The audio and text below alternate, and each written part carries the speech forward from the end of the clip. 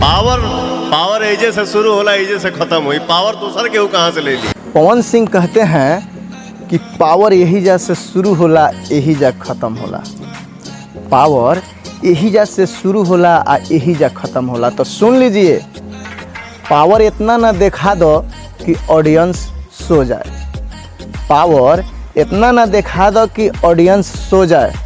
हमरा तो डरे लागता कहीं ऐसा ना होके खेसारी के खेसारिये के बिया बो जाए।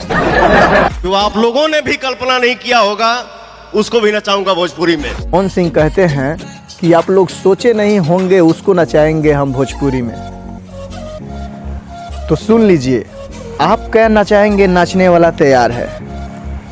आप क्या नचाएंगे? नाचने वाला तैयार है। इतना अकड़ में मत रहिए पवन सिंह जी, इतना अकड़ में मत रहिए पवन सिंह जी, बस समय का इंतजार है। भोजपुरी में पहली बार पवन सिंह ने हिंदी लाया। पवन सिंह कहते हैं कि भोजपुरी में सबसे पहले हिंदी हम लाए हैं। पवन सिंह कहते हैं कि भोजपुरी में सबसे पहले हिंदी हम लाए हैं। तो ये आपकी भूल है पवन सिंह, ये आपकी भूल है पवन सिंह। सबसे पहले हिंदी तो भिखारी ठाकुर ने गाया है।